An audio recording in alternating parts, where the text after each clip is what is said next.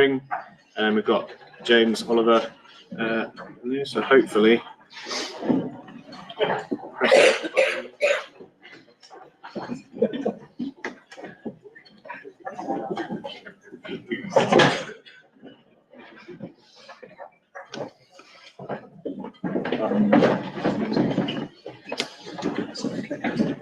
Yes, there's a clicker there.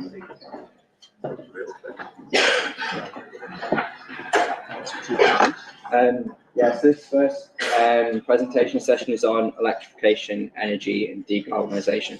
I'm not going to hang around up here, I'll hand straight over to James for his presentation. Okay, good morning. So this morning we're going to be talking about a model to investigate using onboard energy storage in discontinuously DC electrified railway networks. So this has been supported funding wise for Network Rail and some technical support from Motorrail.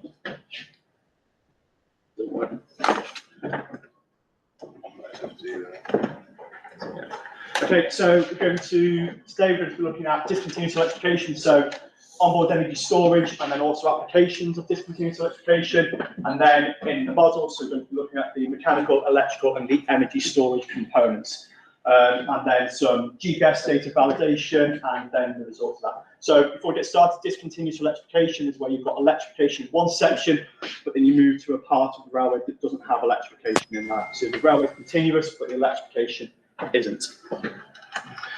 So onboard energy storage, so it's a relatively new thing with the British Railway network, but it's in operation. So we do have battery traction employed. One of the examples of this in passenger services on Merseyrail, so they expanded the network to include another station called Headbolt Lane. They currently expand the electrification, so the trains that they use have a 320 kilowatt-hour energy store on board for that expansion. Western Railway also have developed a fast charge battery trial train, so that uses a line-side battery. Fast charge is passed at the station, and that runs on a completely unelectrified branch down at West Greenford. So discontinuous electrification with third rail. So there's about 4,500 single track kilometres of third rail electrified network. So that's 750 volts DC, and that's top contact in the UK. Now, the Office of Rail and Road has issued a policy of presumption against expansion. So when Merseyrail wanted to expand their services at Headbolt Lane, they couldn't actually expand the third rail network out there because of safety concerns around third rail. So an application of discontinuous electrification that we're looking at, and this is why this model has been put together, is because if you to remove the conductor rail from within stations, so on third rail networks, remove the conductor rail, you potentially look at reducing fatalities and major injuries to passengers by up to a third, because that's where a third of all those accidents happen in the stations. So that's people trying to cross the tracks, falling onto the line, etc. So to start off with the model, how it's done, so it's based off the Class 508 and 771. We're on Merseyrail, specifically created for discontinuous electrification. So the model can run with or without electrification and onboard energy storage systems. And case study is collected on Merseyrail West Kirby Line, mainly because they've got these trains that do have energy storage that run along there, and it provides a nice case study route to use. So Class 777 then is sort of like electrical architecture overview. So effectively what they've got a shoe gear that collects electricity from the third rail. That goes then through a system of line filters, and we have DC to AC converters for the motors, and a common DC bus that runs between the energy storage system, the supply bus, and also brake resistors. So that's quite niche and detailed. But at a system overview, what have we got then in terms of like where power goes? So on the left-hand side, we've got where the national grid and the traction power supply system is, with potential for sometimes line-side energy storage. We then have the either overhead line equipment or conductor rail, and then we get into the onboard components. That'll be the pantograph or the contact shoe, the traction system, which then goes to traction motors, and then any onboard energy storage system. And that's all that gives an overview of where, if you're motoring, so you're drawing power, where that power will be going, and if you're regenerating, so if you're creating power from your braking your motors, where that will also go as well. So model principles are sort of like a core binding feature to this model. So overall, this model is programmed in MATLAB, and it is time-stepped and coupled. So time-stepped, it iterates in block series of time. That's useful when we're dealing with energy, because that's we know how much time it's been between each interval. And it's a coupled model. So what that means is there's a mechanical aspect, the electrical aspect, and the energy storage. And each of those are individual, but they influence each other. So mechanical will impose limitations on the electrical and energy storage, and vice versa. Before the model runs, we do batch calculation. So it will look at the entire route first, work out where the braking points and any key sort of like speed changes are, back calculate it from all the station stops, and work that out prior to actually starting. And it's driven in a flat out style. So what that means is effectively accelerates as hard as it can and brakes as hard as it can at the latest possible point. So it's quite a, it's not a realistic driver, it's a representative, yeah. So the mechanical part of it, so we use kinematic equations with tractive effort data from motor rail and rolling resistances as a function of velocity. Then for the electrical side, so in this instance we're using a DC system, so we've got the train models as an equivalent resistance. The substations as a Thevenin equivalent. So what Thevenin is that's an electrical way of representing a complex system of many voltage sources and internal resistances, and simplifying that down into one voltage source and one resistor to make life simpler for calculations. Substations are also reversible, which means that we're assuming that they contain energy in as well as outputting energy. We model I²R losses in the rail and substations, and that the conductor rail is constant resistivity. The energy storage, so I've not mentioned batteries, we're mentioning energy storage. So we're using a bucket model. What this means is we can change what type of onboard energy storage we're using from, say, batteries, flywheels, and supercapacitors, because a bucket model allows us effectively, as an integrator, we say we've got this much energy, we want to take this much out at that rate and put this much in at this rate. So we can configure the bucket model to fit different types of energy storage systems and not just limit ourselves to one particular battery chemistry or one particular energy storage system. And that has constant efficiency. So the electrical circuit then, as I said, so the substations left and right are represented by that single voltage source, single resistor as part of Thevenin. Then we have variable resistors on the top. They represent the variable resistance of the tracks. As the train is moving on the third rail, it changes its position, it changes its distance from each of those substations, and therefore the electrical resistance each side. So as the train moves through, we get a change in resistance each side that we need to take into consideration. So we've been talking about discontinuous electrification. So the train sees the line as mechanically discontinuous and electrically discontinuous. Effectively, it cannot draw power over a gapped section over a part where there's no third rail. However, as far as the electrical component is concerned, if we were to start introducing gaps and would start to interfere with our electrical network, so we're assuming that there's effectively electrical continuity. So if you look on that picture on the right-hand side, this actually common practice. We've got a brake, a mechanical brake in the conductor rail, but the electrical is not broken because we've got cables running between. So that's what we're assuming in the model. When we've got a brake in the conductor rail, that's not a brake necessarily in the electrical model. It's just the train can't draw, there's no conductor rail, but there are electric cables going. So that's used on existing systems, things like level crossings, etc. So overview of how the model actually works. So to start off with, what we do, we load the train characteristics and track data, and any sort of like simulation parameters. We then look at calculating all the braking points for the line speed. So we use lookup tables for how long it's going to take the train to brake from different speeds to a slow speed. And then until we've reached the end of the track or the end of the time allowed, we iterate between the train, finding out where it is, where the next station is, what the electrification is, what the gradient is, and then the driver will determine whether to accelerate, brake, coast, or cruise. We then calculate where we are at the end of the time step based on the kinematic equations, calculate the energy draws and the electric consumptions, each of those linking into each other, and then we go around. So each time we'll iterate along until we hit the end, and then output the results. So the onboard energy storage system then, effectively a bit of a course management system. If we're electrified and we can charge, we will. If we're electrified and we can't charge, then anything which we're generating goes back to the rail.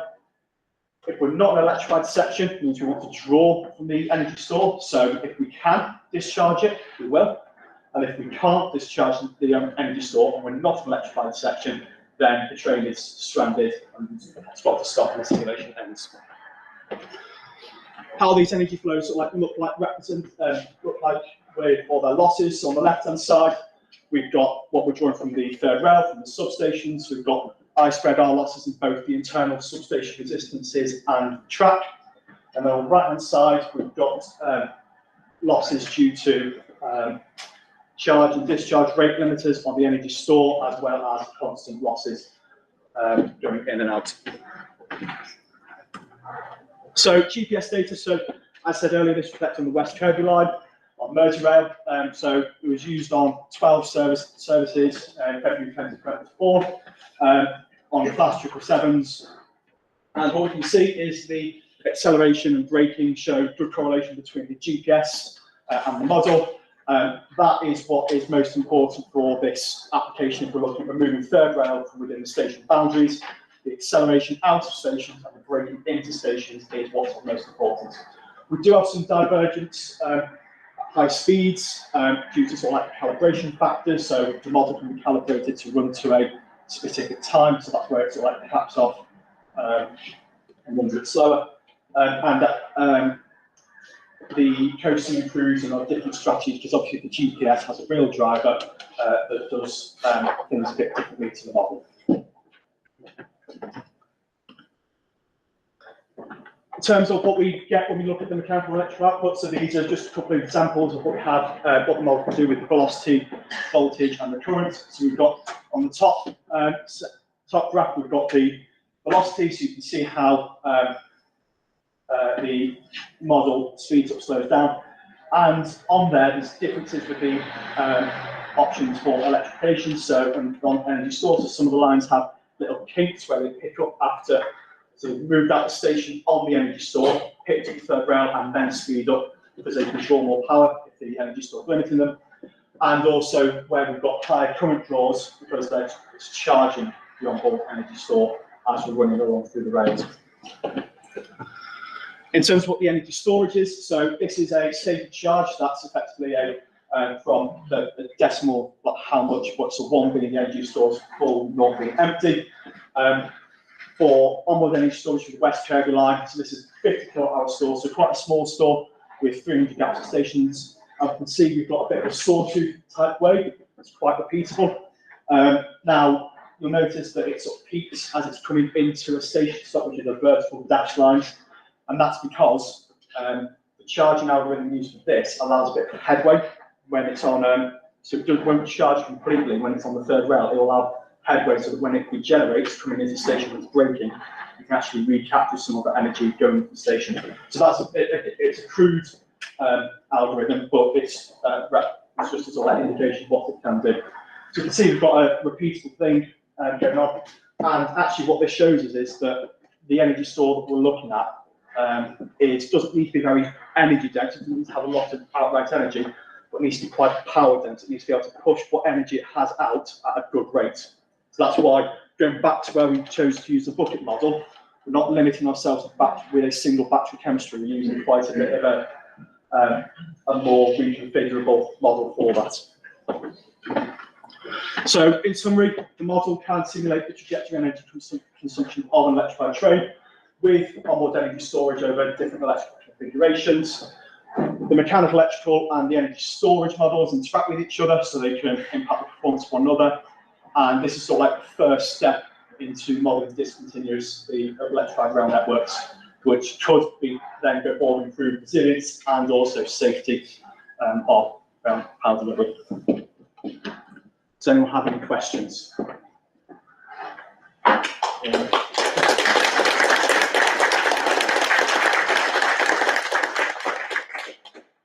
Two questions actually. You spoke about flat out driving style. Yes. Can you comment on this? That's question number one. And question number two is you're simulating in your model. Can you also analyze, how shall I say, all behaviors in the model? So that's the first one, flat out Yes. driving. So effectively, it will accelerate as hard, the driver will put his foot down Yeah. as hard as possible, get up to the target speed, and then cruise at that target speed, and then brake as late as possible and as hard as possible. So it's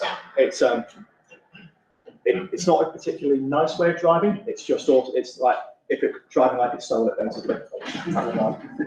And the second one about simulation. So Yeah, so now I guess it's now the point of I come from computer science, yeah, and you come from electrical engineering, I guess, yeah, and 50-50, yeah. yeah, and so in computer science we try to analyze models for all behaviors in one go, and I don't know if MATLAB allows this or if MATLAB is limited to simulations. That is my question.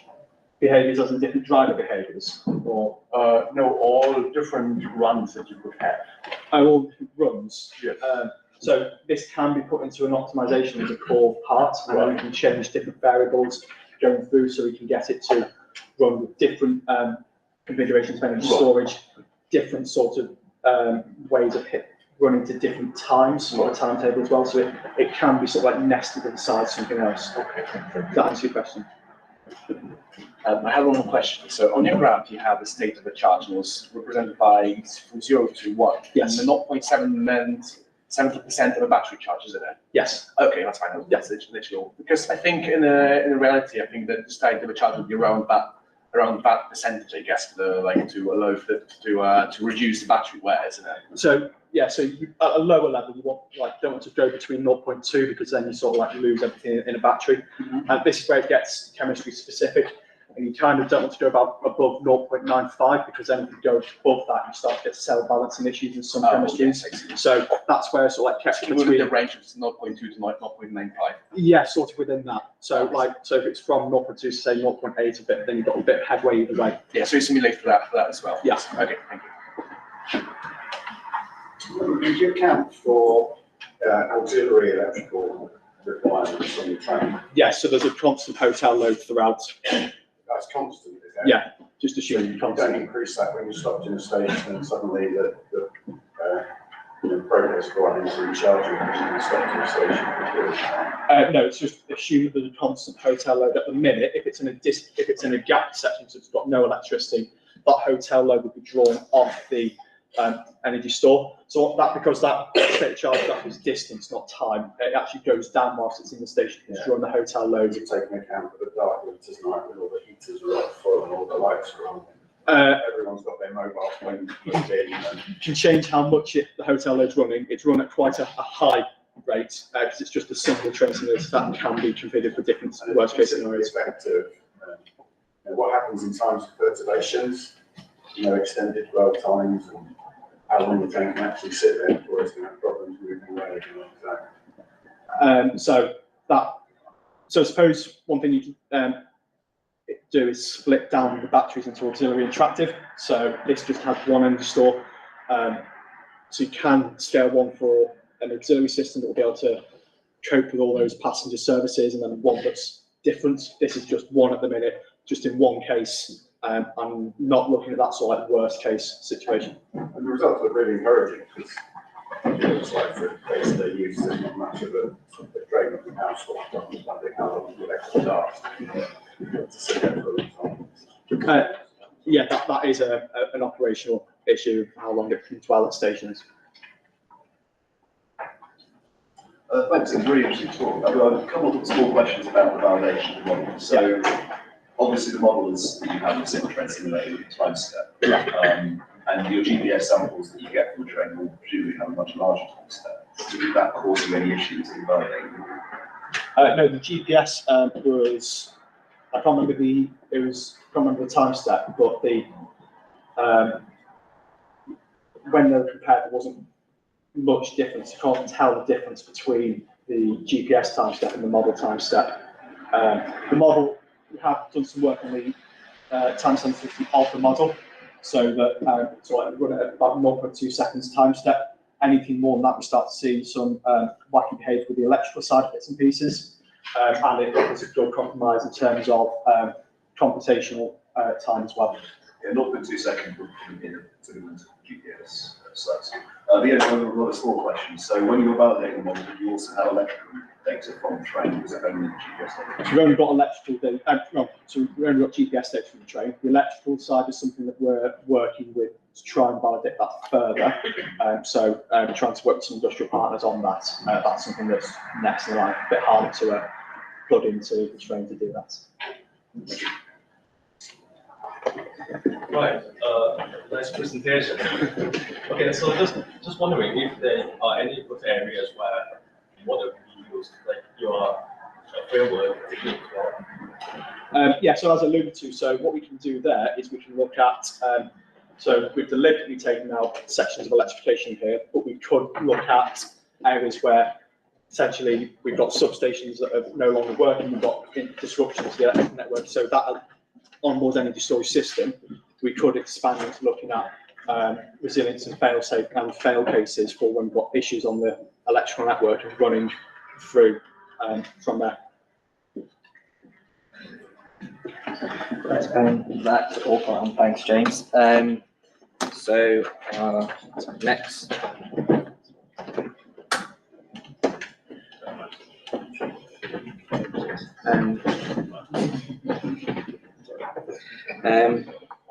So yeah, our next talk is from Oliver from the University of Southampton. I'll let him introduce his presentation.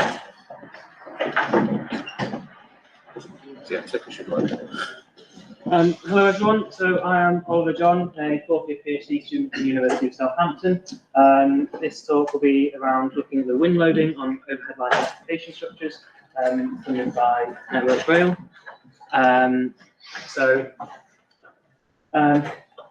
The Great Western Project, it looked at multiple pantographs running at 140 miles an hour, which increased the loads onto the structures and then the foundations themselves. That then meant the foundation design went outside previous empirical methods designed by British Rail in the 60s and 80s. So Southampton did some foundation load tests, as you see on the right, to verify that the empirical method would still stand and you could reduce the foundation depths back to previous expected values. The wind loads for the load tests were done by Burrow and Happold, and there was still some uncertainty in what are the actual wind loads on the structure, and Network Rail load that's the remit. So that's where this project came from. The other thing to look at is what the continental structures look. Typically, they tend to look slimmer with smaller structures. So, what is it in our electrification structures that means that they get? So then, this project itself, it started out with testing and developing an instrumentation system to monitor the wind loads. So we started in Swindon at an electrification training centre, so it was off-track and isolated. All the electrical structures are the same, it's just that the wires aren't live, which meant it was easy to access and test. And then over the summer last year, we have installed in 3 different locations, one up in Carstairs in Scotland, a second in Southend in the Thames Estuary, and a third in Wigan, actually in the station there. So the aim was to have various structures, various wind conditions to gather line-side data and develop our analysis methods. We were also interested in looking at the coupling between 2 adjacent structures because they're predominantly designed as a single structure, but how does the interaction through the wires take place? So we wanted to measure the wind speed, so we needed an anemometer. We were looking at the structural movement, its vibration, maybe its displacement. We wanted some accelerometers. we also were really interested in what the wind loads are. So what are the loads going into the foundations, as that's where this project started. So we need strain gauges, and I mentioned around the test location. So here is the twin track cantilever at Swindon. It's in Copperby sidings, well, next to Copperby sidings, not that location. So the first thing we did was we went there, we did some impact hammer testing, and at the same time we left a 3-axis accelerometer. And in between the impact hammer tests, we picked up some wind vibration. This was 60 microG, so very small acceleration. But when we did an FFT to find the frequency of that, it gave 1.9 hertz as the natural frequency. Which, if you look at if you assume the structure is a beam stuck in the ground, you get 1.9 hertz, which we also found from the impact hammer test. So that was useful in determining it's a low frequency problem. So we didn't need to worry about trying to measure multiple hundred hertz for an acceleration.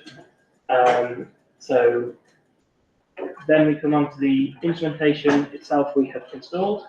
So we have a laser scan image following completion of the installation in Swindon. So you have a sonic anemometer at the top that can measure the wind speed it outputs the wind speed meters per second in 3 different components. So X, Y, and Z, so along track, cross track, and vertical. It's powered by a solar panel with then batteries to store that in between sun. We have accelerometers. They are installed below at the bottom of the boom, slightly above the wire height actually. The anemometer was okay there, but it would have been an issue with electrical clearances should it have been a live site. So later on we had to adjust that. And then finally at the very base of the structure we have strain gauges. They're vibrating wire strain gauges, and we resin bonded the pluck housing onto them following that. So the idea with this is it can be remotely monitored, the data can be downloaded by 4G, and 100 hertz was the logging rate we did. All of the instrumentation is filtered through a Campbell data logger, so everything is timestamped by one Campbell scientific assessment written with a Bert 9. And we had a wind speed threshold, so we weren't measuring data continuously. It was if the wind speed on the anemometer reached initially 15 meters a second, then it would start recording for half an hour. And if it stayed very windy, it would keep triggering.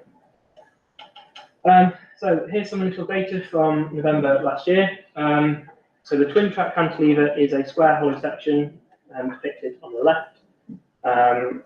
It has the 2 strain gauges, 1 and 3 on the opposing faces in the across track direction are shown on the left.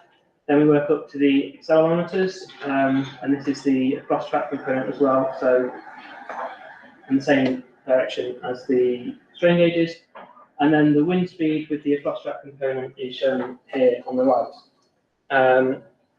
So we measured 11 or 13 microstrain from the 2 different strain gauges opposing each other, and that was for a wind speed of 14.24 meters per second. If you take a half rho v squared as the wind pressure, times it by the area of the structure exposed to the wind, and then back calculate the strain with structural properties, you would get 11.3 microstrain. So simple models that seem to agree here. And then the other thing to note is the acceleration was quite a bit higher here than later on. But the design speed was 37 meters a second for wind loading, which is a very, very high wind speed. So then we took the learning points of what we had installed there in Swindon and deployed it across the network. So here we were going for single track cantilevers, see the universal columns, I-beams, and in the Thames estuary near Hadley Castle in Southend, we had a UC152, which is the cantilever on the left, and then 203, which is a steady span structure. That only supports the catenary, not the contact wire. and they were installed in addition to the normal cantilever structures because of previous problems with blow-up. So it was a windy location. The contact wire had been moving too much and causing problems. Here's a nice image of it in the Thames estuary. Southend is to the right, then you have Leigh-on-Sea, and it's below Hadley Castle. Here we increased the solar panel to 400 watts to mean we could get more sunshine to power the system for longer, as that had been another learning from Swindon. We also did some more hammer tests. So here in the image on the right, there's what looks like a sledgehammer. It's an instrumented hammer, and it measures the force, which is on the left-hand axis in blue. And we then had two accelerometers, one in each plane, a cross track and a long track, which are plotted in red with the axes on the right. And if you hit the structure with the hammer, it responds pretty much instantaneously. Then we went along and hit the adjacent structure. So this now is looking at the 203 in the distance, and then measured what acceleration there was on the structure in the foreground with the accelerometer on. And that had 0.024 second delay, which gives you a wave speed of about 1400 meters a second, assuming 34 meters between the two structures. So it's not coming through the ground, which would be far slower. It's slightly slow for metal, but the acceleration would have to go up through the structure, onto the wires, and then back down to where the accelerometers are. So there's a bit of assumptions that we need looking there. What it means is there is some sharing of load between the structures, and whether that can be factored into the design codes is another question raised. And then we come up to the data we had from August last year. So the image on the left has the universal column, and then we have 8 strain gauges installed, 3 on each flange and 1 on each web. The data plotted are circled 1, 4, 5. And then similarly, we have the acceleration across track and the wind speed across track. The acceleration here is a lot lower than what was being caused by the wind on the twin track cantilever in Swindon.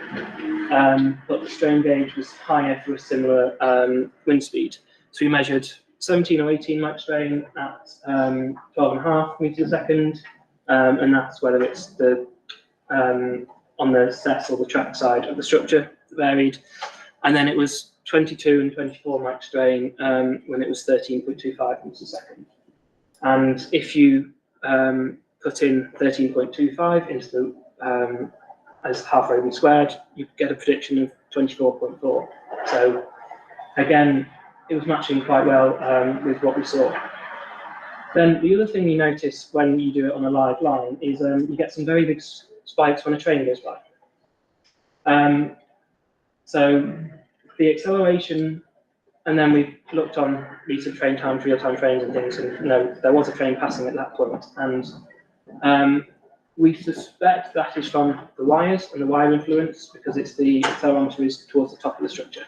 And from installing, the structures do move quite a bit when you're stood next to them in a mute. But whether it comes through on the strain at the base of the foundation, or whether that's when there's a wind speed at the same time, that's something we haven't yet picked out over the data. It's a little tricky to do.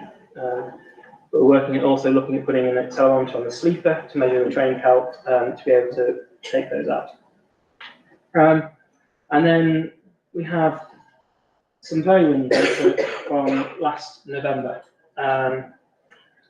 So here we're now getting to 21 meters a second. The design speed here was 27. The acceleration starting to pick up, and the long track wind speed here was a small component than the across track. So here, the across track is still dominating, and you can see that the number 1 is in compression, and strain gauges 5 and 6 are in tension. So it's bending away from track. Yes. And we haven't always seen that, so I'll then move on to another structure in Wigan. So this is within the station. The structure's on platform 6 at Wigan Station.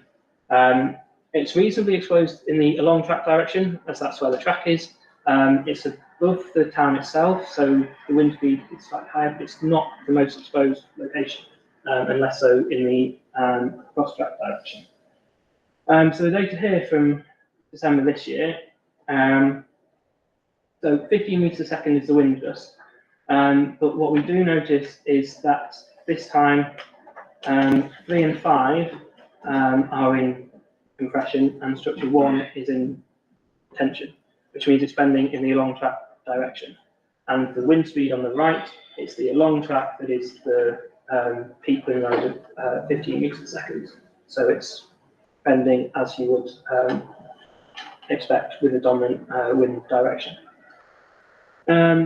Finally, we have instrumented some structures in our stairs, UC152s and 203s, similar to Southend. This is powered by a long cable from a point heater, so you didn't have to worry about solar power in Scotland. And the 203 is also a full structure, it's not a steady span like Southend.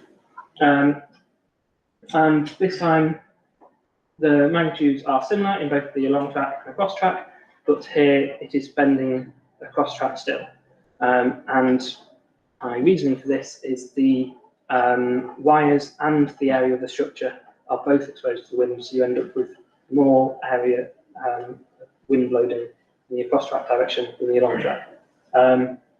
So there's more analysis to come. I literally was plotting this last week from the data we downloaded just before Christmas, over Christmas and New Year.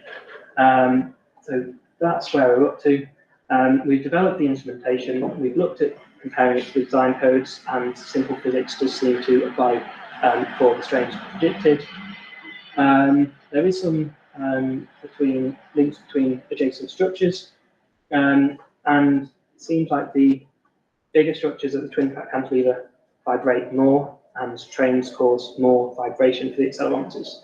But the caveat being the accelerometers are where the anemometer is further up, and the strain gauge is at the base. So what we really want to do is, the next step is to create a digital model to sort of bring all this findings together and look at what we've measured with field data. So thank you very much.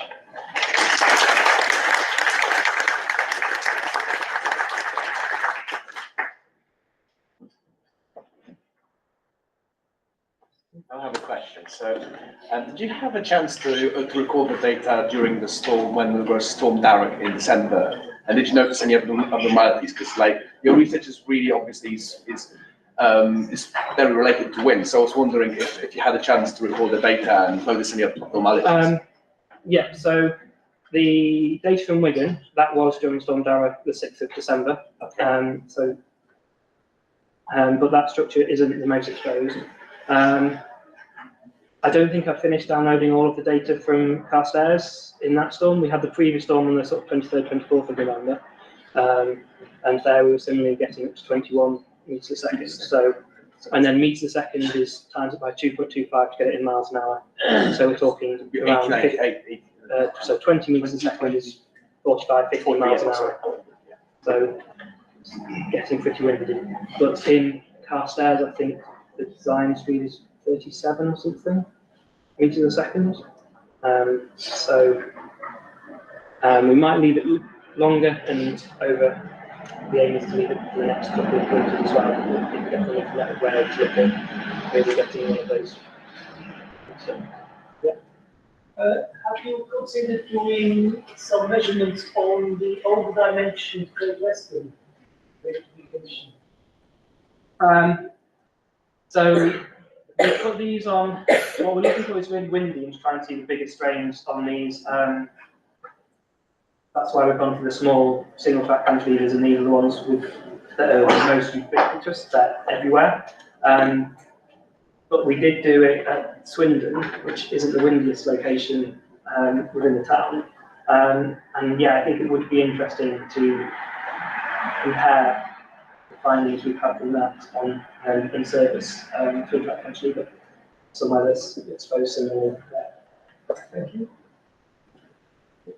Yeah, all of the impact on our routines, what is mechanical or electrical? So it's a 5 kilogram lump hammer effectively, but it then has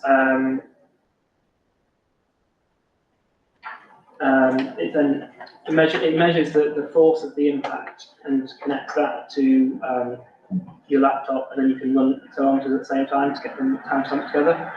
Was it like,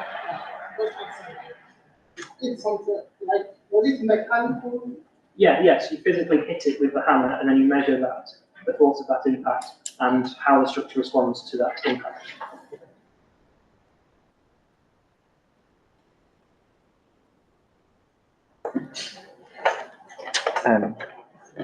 So you had the more prominent cross-loading. Is that where the kind of you look at how the load is shared between 2 or more teams? With the cross-wind loading, where you had the extra area of the wires, is that where you're looking to see how it's shared between different OLE structures? So at the moment, I've just looked at the individual structure itself, but we have got adjacent structures in Southend and in Carstairs, so we can look at with the timestamps that they should align, but actually they're on separate systems, so we might need to do some looking at that. But we have the wind independent of each other, and yes, looking at some correlations between the two. That is definitely something to do next. If there's no more questions, we'll move on to the final presentation of this session. Thank you, that was really interesting.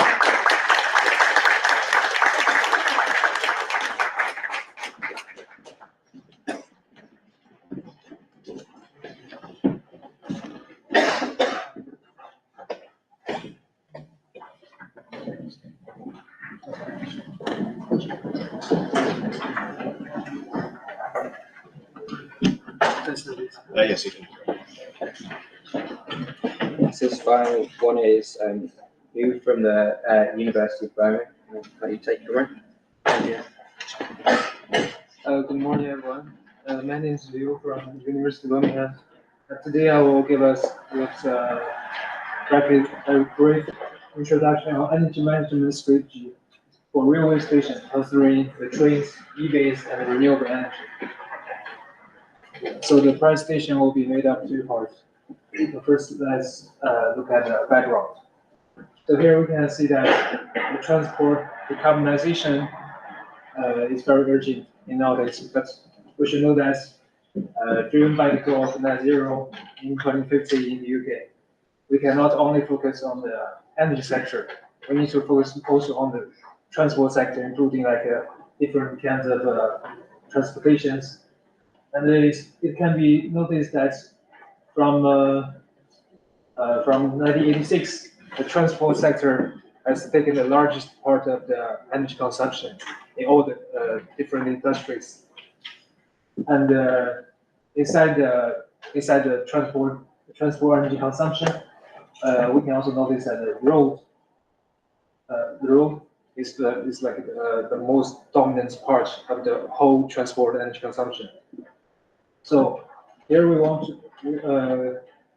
to combine the rail and the road, because the rail energy consumption here seems quite small. What if we can combine the both land transportations so that the energy consumptions can be collaborated and exchanged with each other? So another background of the EV charging is that 450 fast chargers have been installed for network rail, because in each railway station there are quite large enough space for parking, and with the EV evolution in the future, there's a big potential. Yeah, so here we can look at the EV evolution trend. In recent years, because of the fast development of electric vehicle technologies, the number of EV like the share of the EV in the private vehicles is becoming larger and larger, and we can see that China and Europe are the two biggest share of in the whole world, and yeah, its global penetration rate is estimated to increase to 35% by 2030. So here is the possible modeling that we proposed to try to combine the trains, EVs, and the renewable energy. So here we can see that by using the renewable energy like the solar panels, we integrate this part to our railway station. So the energy supply can be from both the upper utility grid and also the renewable part. And by the use of battery energy storage, we can better coordinate the energy consumption inside this railway energy system. And as the main energy consumption, the trains and the EVs can also be coordinated and collaborated with controlled by the whole system, so that the interactions could be possible, and so that to achieve cleaner production and energy consumption. So here are some mathematical equations. So our objective function is to try to minimize the cost, where the cost is made up of two parts. The first part is the operational cost, includes the energy purchased from the utility grid, and also the use of the battery. Because whenever we use the battery to charge and discharge, there is some maintenance cost.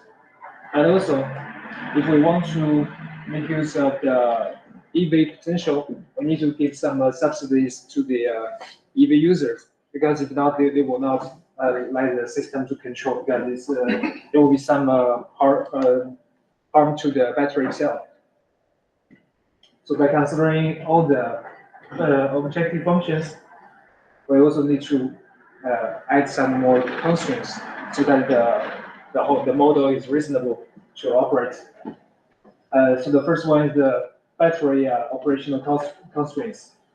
Here the core part is to try to not to like the battery to discharge and charge at the same time.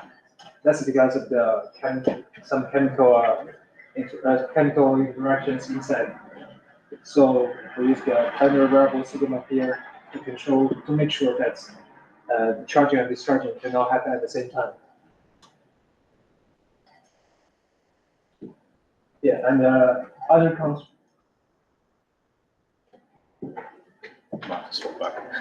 Yeah, and other mathematical constraints like power import constraint, because we need to import electricity from upper utility grid.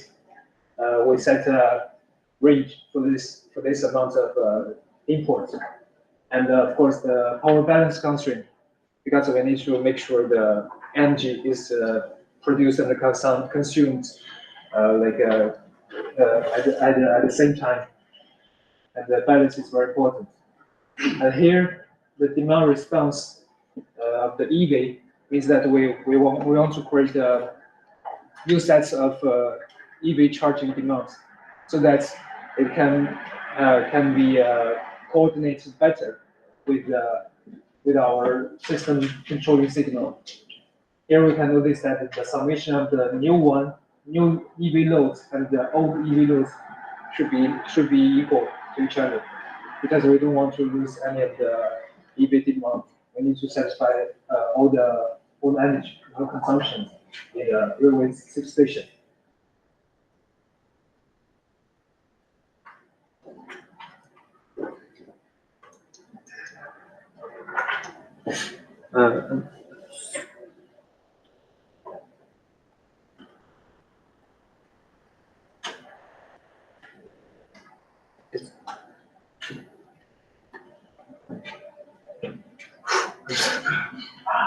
Oh, yeah. Yeah, so here is a brief logic flow chart of the whole system. Basically, we first need to get the inputs of our system, including PV generation profiles and the EV charging load profiles, and also the traction load energy demand profiles. And the decision variables here are the import electricity amounts and battery charging and discharging control signals.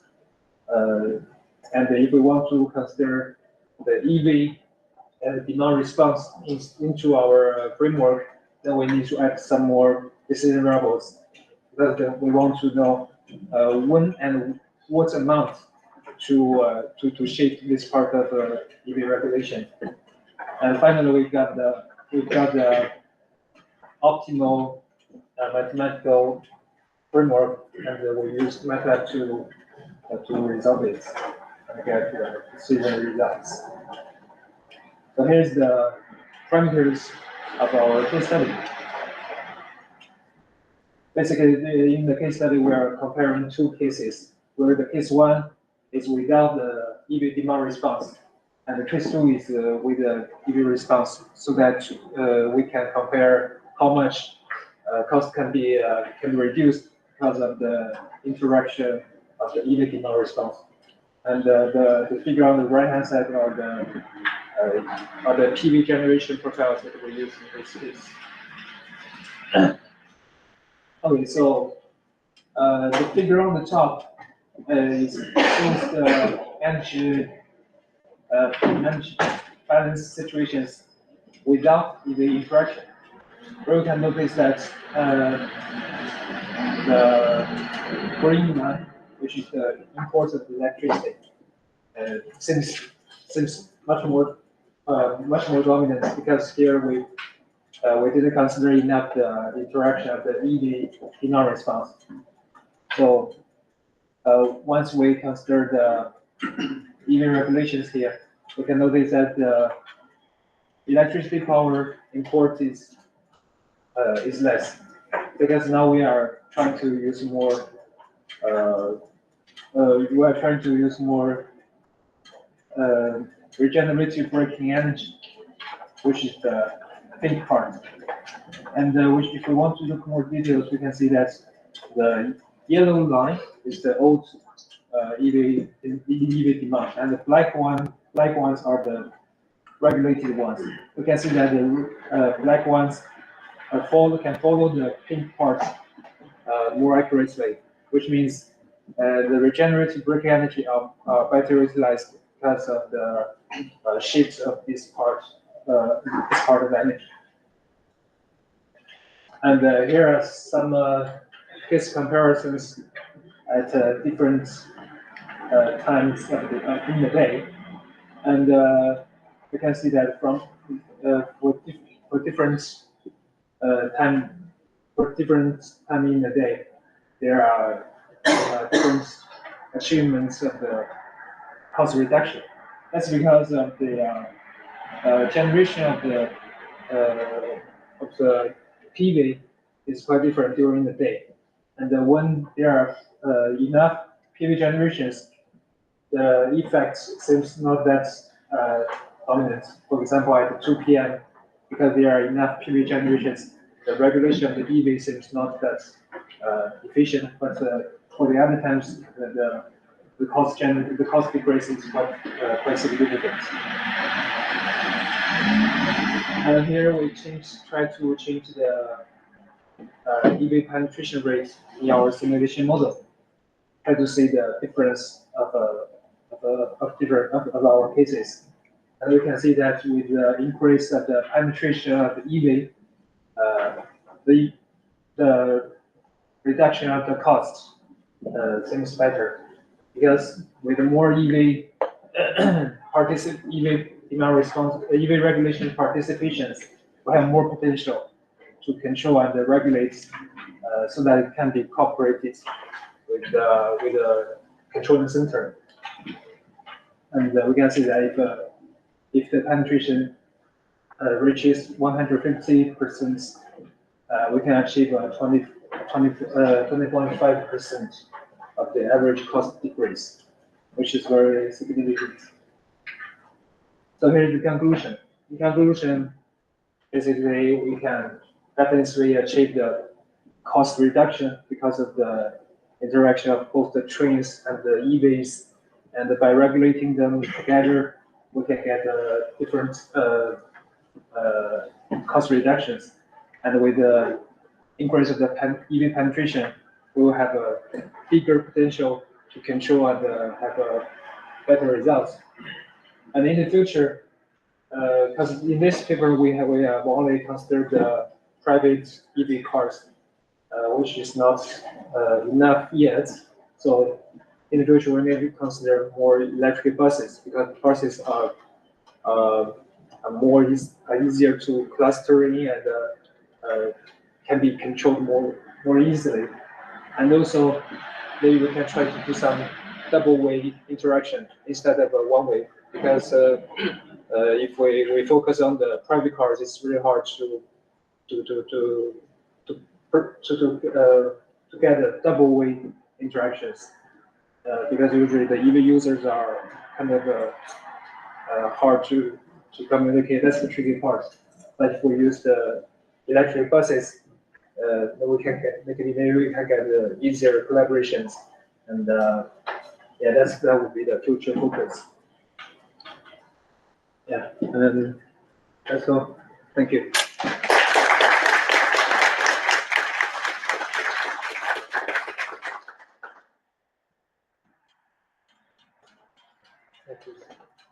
So a fascinating idea.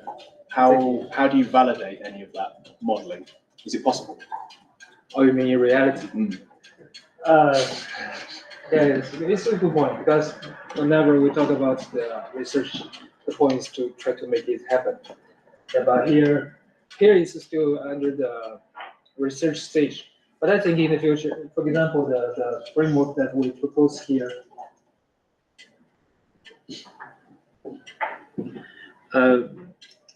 yeah, basically this framework is highly dependent on the electronic devices here, and it seems that the Siemens has already begun to try to apply this kind of devices into real stations.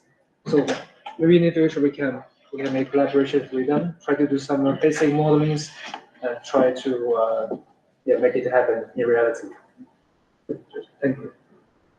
Yes, please. Just to, I think, add on to the question again. So, according to my data, UK only receives around 17% of sunshine. So, out of 100%, only 17% of the time you get sunshine. So, do you think this particular idea of putting photovoltaic cells on top of those would actually be viable in the long term? Sorry, what do you mean? Like, you mean it's too much for the sunshine? There is too less sunshine. There is out of 100% of the time, there is only 17% of the time that there is actually sunshine coming in. Oh, but 700% is good enough. 70%, yeah. Because comparing with the wind generation, I think PV is already quite effective. But yeah, that's why we try to use the energy storage, because when there are too much sunshine, we can use the PV generation directly. But when there is not enough, we can storage this part first and try to use the battery to supply our system. Yeah, that's the idea.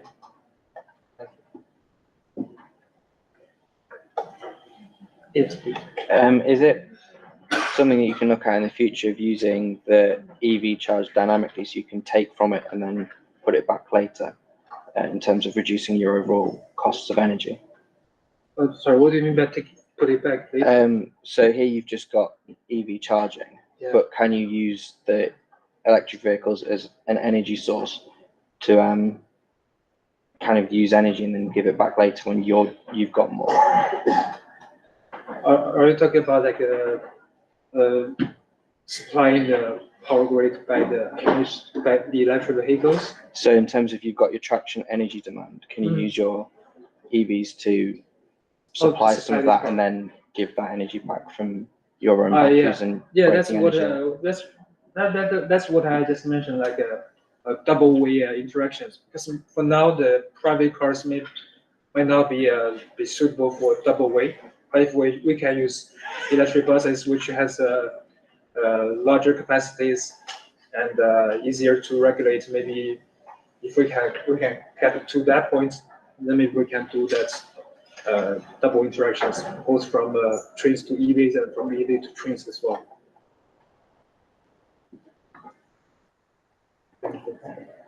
Are there any more questions? I think, thank you to all three of the presenters. They were all very interesting talks. Thank you. I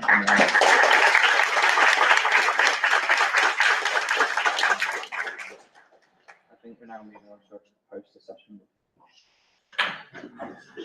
So yes, we'll break for half an hour, and then there'll be the second presentation session straight after, which is wheel rail contact and tribology.